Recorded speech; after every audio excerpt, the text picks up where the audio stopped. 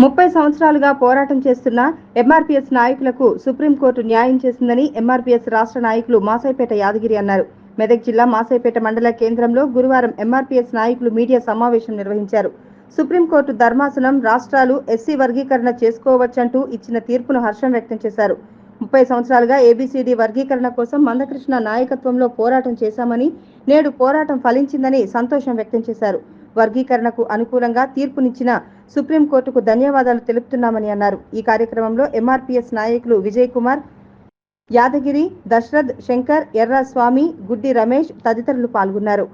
Madiga reservation పోరాట సమితి వ్యవస్థాపక అధ్యక్షులు గౌరవ శ్రీ మందకృష్ణ మాదిగన్న గారి ఆధ్వర్యంలో, అన్నగారి నాయకత్వంలో సుదీర్ఘ ఉద్యమం, విరామం ఎరిగిన ఉద్యమం సుమారు 30 సంవత్సరాలు జరుగుతున్నటువంటి మాదిగలకు, ఉపకులాలకు రాజ్యాంగ ఫలాలు సమానంగా పంపిణీ చేయాలని చెప్పి సదుద్దేశంతో ప్రధాన డిమాండ్తో జరుగుతున్నటువంటి ఎంఆర్పీఎస్ ఆత్మగౌరవ ఉద్యమం నిజంగా విరామం లేని ఉద్యమం. ఈ ఉద్యమం అన్ని వర్గాలకు మరి సామాజిక న్యాయం అందియాలనే లక్ష్యంతో జరుగుతున్నటువంటి ఉద్యమం.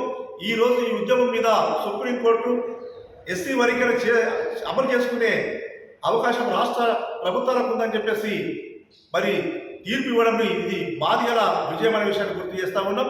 మందకృష్ణ మాదిగ నాయకత్వంలో ఎంఆర్పీఎస్లో పనిచేస్తున్న ప్రతి ఒక్క ఉద్యమ కార్యకర్తకు ఈ విజయం మరి వర్తిస్తున్న విషయాన్ని గుర్తు చేస్తా ఉన్నాం. కీలక తీర్పు ఇచ్చినటువంటి సుప్రీంకోర్టు ధర్మాసనానికి మరి ధన్యవాదాలు తెలియజేస్తా ఉన్నాం. మాదిగల గెలుపులో ప్రధాన పాత్ర పోషిస్తూ మరి ముందు నుంచి అండగా ఉన్నటువంటి బీజేపీ ప్రభుత్వానికి కూడా ధన్యవాదాలు తెలియజేస్తా ఉన్నాం. మోడీ గారు ఇచ్చినటువంటి హామీని ముందుకు నడిపించి ఈరోజు సుప్రీంకోర్టులో ఒక అనుకూలమైన తీర్పు రావడానికి మరి ప్రభుత్వమే కారణమైన విషయాన్ని కూడా గుర్తు చేస్తా ఉన్నాం. ఏది ఏమైనా లక్ష్యాన్ని సాధించడం కొంత ఆలస్యమైనప్పటికీ మాదిగలు అంతిమంగా మాదిగల విజయం సాధించిన విషయాన్ని గుర్తు చేస్తా ఉన్నాం.